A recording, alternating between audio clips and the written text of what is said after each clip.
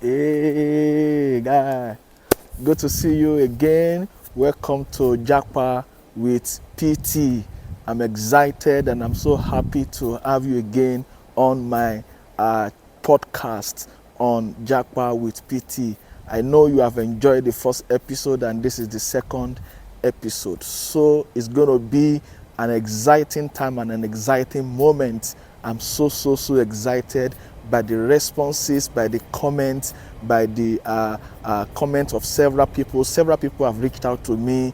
I mean, since I dropped the first episode about 17 hours ago. This is so exciting and so amazing. This is the second episode. Welcome again to JAPA with PTee. I was advised to return back to Nigeria about a month after I entered into the United Kingdom. I know it was as a result of certain concerns and some of the challenges that I faced when I came in. I know this is going to be a blessing to somebody. This is going to encourage somebody. This is going to also inform somebody to be ready to take certain risks and to be ready for the challenges that the United Kingdom poses to you. Of course, like my wife used to tell me that, if somebody is moving from Akure to Lagos, for example, is moving to a new space entirely, that he needs to now begin to understand how things run in Lagos. You cannot compare Lagos to Akure or to Oshogbo or to Port Harcourt. I mean, it's a different space entirely. The way things are run, you will have to juggle with buses, you have to jump on buses, you have to be more careful even when you are driving, even when you are walking on the road, on the street of Lagos, you have to be more careful, unlike when you live in Akure. I've lived in both cities and I know how it looks like. So the same way it looks like when you come into a city like London or the United Kingdom, so it's a new space entirely. So I faced a couple of challenges. The first day I entered into London, I was so excited. I was so happy to see myself in Heathrow Airport in London. The excitement was just too much. The first thing I noticed was that I saw that all the cars on the roads, everything was almost brand new. I mean, 90 to 99% of all the cars I was seeing was new. And I was asking my uncle, I said, why is it that every car is new? Why? So he began to tell me. He was just laughing and was just, over the time I began to understand why it is like that, So one of the first challenge that I faced was housing, how I was going to get my own place of abode. I stayed 3 months, three months basically before I could rent an apartment. It was so crazy. It was so terrible, and of course we had planned to get an apartment before I came into the country, but then we were trying all our best. Nothing was working, nothing was coming forth, and we didn't know what to do until I came in. So I came in first. My wife came in 2 weeks after. We stayed apart for 3 good months. My wife was staying in a particular city with a family friend, and I was staying with my uncle in London, and we only meet maybe in my school. So when I go to school, my wife will come and meet me, because my school was just about 22 minutes to London. Where my wife was staying was just about another 15 minutes to my school. So we just hook up in school, and we just move around and chat. We eat and then we depart again. So that was how we were moving, doing things around. Our children were still back home in Nigeria, and we were trying to get them in. Of course, it didn't take much time before we got them into the country. As soon as we got our apartment, we were able to move our children in right immediately. The reason why we couldn't bring them together with us was because of accommodation. Since I couldn't get accommodation when I was coming, I told my wife to just hold back. Let's take it step by step. So I came in first. Within 2 weeks, I kept looking for accommodation. I couldn't get, and my wife was to come in 2 weeks after me, and then she got in, and then of course, we began to understand the way the system runs. Guys, the system in the United Kingdom is totally different from our own system. The way things run here is absolutely different. There are certain things you may not be able to get until you get certain things done. For instance, you may not be able to take a rent if you are not yet working, because there's something they call referencing. They will do a lot of referencing before they can give you an apartment. So I didn't have an idea of this. Nobody told me anything. I just thought, like my country, that you just get an agent, they look for a house for you, you pay, and then you move on. Who cares what you are doing? Who cares where you are working? Who cares if you can afford to pay the rent or not? Nobody cares. So, but in a country like the United Kingdom, they care. They want to know. They want to know where you are working. They want to be sure that your employer is someone who can reference for you, who can say, oh, this person has the ability to pay his rent. This person works with our organization, and they're able to reference for you. I mean, they needed to check your what you are earning in a month. They needed to check what your partner is earning if you have a partner. They needed to check all of that. So that took us a while. 3 good months I was without an apartment. So I mean, somebody who was so concerned, a few persons who were concerned around me advised me and said, Tunji, you know, you still have a lot going for you back home in Nigeria. You know, would it not be good for you to return back home and continue what you were doing? And truly, apparently, I was a youth evangelist in the RCCG in Lagos. Things were beautiful for me in Lagos. I must be truthful to you. God really helped me in the city of Lagos. And I mean, when I was in Ilorin, it was a time of sacrifice, a time of building, a time of sowing seed. But when I got to Lagos, it was as if God opened an unusual doors of favor for me. So I enjoyed my time. That's why at some point I began to get angry over certain things that some people were saying. So if somebody is saying you have JAPA to the UK to look for greener pasture, it looks green here, but it's not as green as you think. I must be truthful to you. You know, I've had my share of experiences. It's greener here. I can tell you for free. I mean that as a young man, if you move into the United Kingdom, you are sure, you are certain that the future is bright. But the future is not going to be jump on you like a ripe pawpaw. I have told people that success does not fall on your lap like a ripe pawpaw. You know, you have to go out there to pluck it. I mean, that's what success is all about. So some people who believe that once you arrive into the United Kingdom, you begin to make money. It's not like that. You don't begin to make money. You don't pluck money from the tree. Here, and I have to be truthful, you know. I'm not discouraging you from coming, but I thought that like that too. I was doing calculations when they told me that if you work for as a student, if you work for 20 hours, you will make this kind of money, you will make this, we made this. By the time we put calculator on it, we compare it to Naira, to how much somebody is earning in Naira.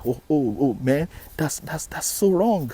That's so wrong. I also gave it a thought like that. I calculated, you know. But then when I got here, I saw that it was totally different, entirely different.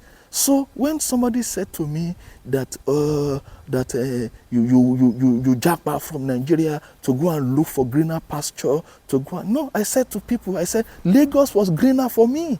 Nigeria was greener for me because I have nothing is holding me back to achieve what I want to achieve. Nothing. There are no rules. There are no laws that discourages or that push you down. That doesn't allow you to function in certain areas of life. Everybody is there. You do whatever you want to do. But in this country, United Kingdom is a country with rules. It's a country that runs on government policies. You don't just come in here and do anyhow. I mean, I remember a friend of mine was telling me, he said, when I come into the UK, Shebi, I can work more than these hours, I can do this, I can do jama. There's no jama here. You have to stick by the rules of the land. You know, if the government has said you work 20 hours, you work 20 hours. There are things that you are not able to achieve. I mean, you can't, this is not a country where you say, I have a brother somewhere, can I come and live with you? Man, if you have somebody that accommodates you in their home for 1 week, you have to be praising, and I don't want to say worship the person, because the bills are running. Once you join somebody in their apartment, then you begin to increase their bills. So nobody jokes with the apartment here. Nobody jokes. There's no sentiment anywhere. I want to appreciate my uncle who accommodated me for 3 good months. I eat free food. I use the light. I use the water. I mean, it's my uncle. I mean, I appreciate him, Uncle Ezekiel. I mean, thank you for hosting me for 3 good months. Apparently, I never met him in person until I came into London. I've heard about him, but I never knew him. I never met him physically. We only talk on phone. He welcomed me. He took me from the airport, and I was in his house for 3 solid months. His family took care of me, and it was an exceptional time for me. But then, it's not everybody have it good like that. It was while I was in that house that I began to prepare on how to get my accommodation. You know, some people who knew about my challenge of accommodation, who knew that I've not gotten a job, who knew that my children were still back home in Nigeria, advised and said, Tunji, things are still going fine for you. Your position, nobody has taken it yet. Oh. You better return back to Nigeria. Come back home. Come back home and continue. No, I mean, don't be shy about it. You know, I remember, this one is so funny. I remember that my wife had a conversation with one person, and my wife was asking the person, you're asking us to return back to Nigeria. So where do we return back to? Because we apparently do not have anything again for us. I mean, all our chairs, all our things, all our properties that we have, we have sold them out. So if I'm going back home, where will I live with all the money we have spent? I don't want to mention to you how many millions I spent to get to this country with my family. I mean, a lot of millions. So having spent this amount of money to secure my space in the university for my master's, to buy my ticket, to do all the processing. I mean, my school fees in a 2-year course is about £30,000. So, I mean, with all the investment I've put into this journey, and I'm already here, and just because I have a challenge of accommodation, which will only be sorted out as at that time, with about 3 million naira, because thank God for the naira to pounds at the time, it was still very good, not like today. And don't forget, you know, in my first episode, I told you about opportunities. That opportunity will come at you. You must be able to maximize. You must be able to prospect for it. I shared that with you in the first episode. So, I mean, I can't imagine myself that in 2022, I didn't take that decision. I can't just imagine it, because when I was coming into the country, pounds to naira was just 750. Today, as at yesterday, is now 1,950 something. That's crazy. That's more than double of the rate at that time. I mean, it's going to be a crazy one. So there are some decisions that you need to make now. And when I'm talking about decision, I'm not referring to decision to travel abroad. No, I'm talking about decisions about your life and destiny. That's what I'm talking about. So get that straight. So my purpose is not to ginger you or to make you move into a country. If you are going to move, let it be that God is leading you to move, or you just felt you want a new space. It's a decision you have made yourself, not because people are doing it or because your friend has moved, you also want to move. No, let your movement be a decision that you are making based on certain reasons and certain convictions that you have. So what I needed to solve my accommodation problem was less than 3 million. Just about 3 million in naira, if I had that, that was so I was saying to the person, he said, so I mean, the person said, why not? If you return back home, you can stay with your parents for a while, and then before you know it, things will jack up again. I mean, it was amazing. And I was shocked. I was dejected. I was destabilized. I felt hot in my mind. I felt so deeply hot. And I was like, I mean, that's so derogatory, you know. Just because of a little challenge, then you now look back. So what is the lesson in this? What is the lesson?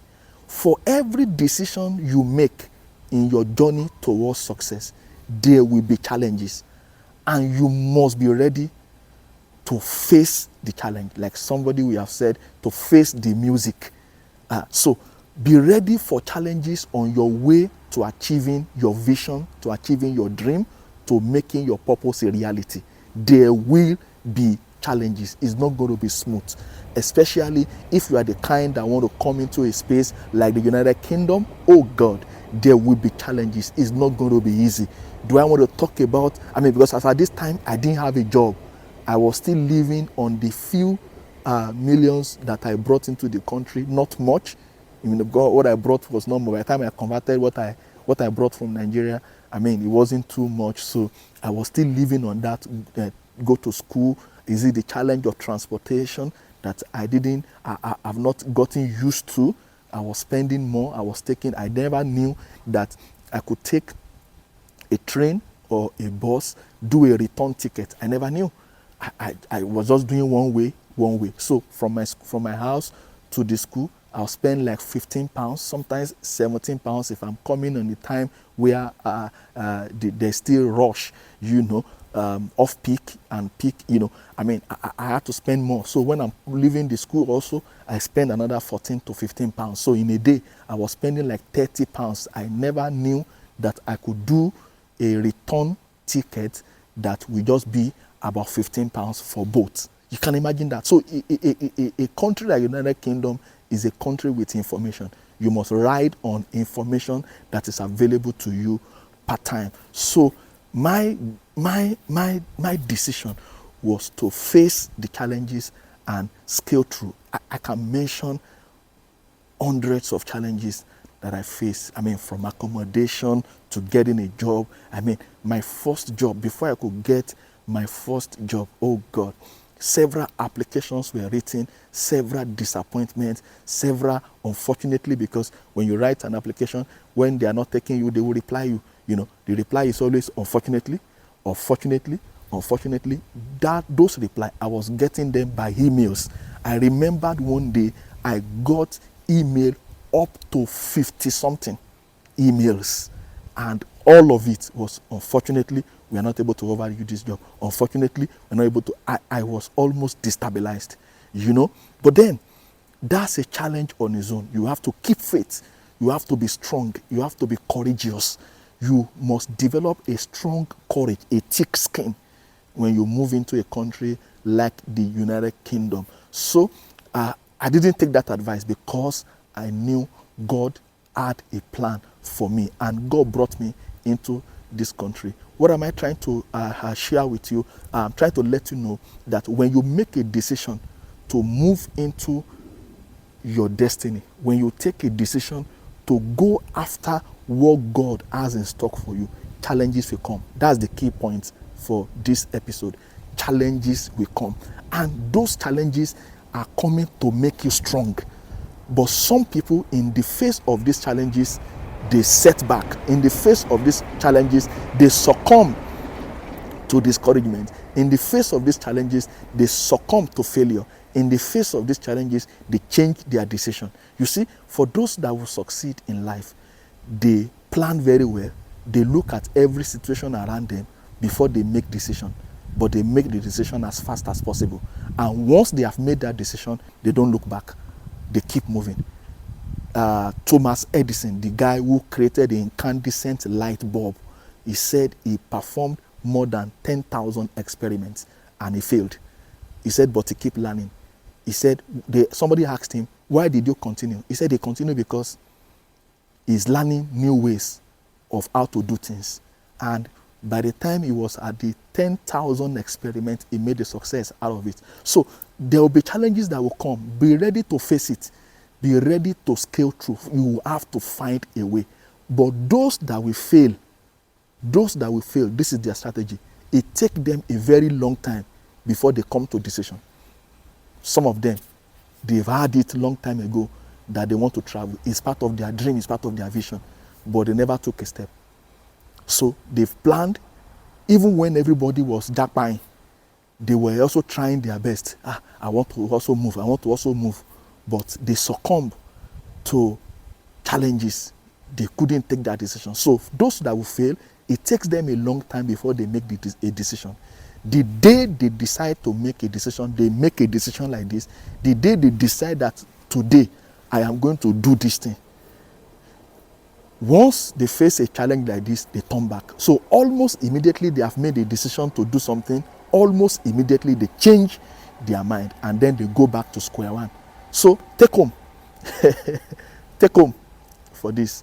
Be ready for challenges. To overcome these challenges, you therefore must be courageous. I will see you again in my next episode. Try to subscribe to my channel. Subscribe, like, and comment, because your comments can be helpful to some other people. I will see you in my next episode. Have a great time and be bye.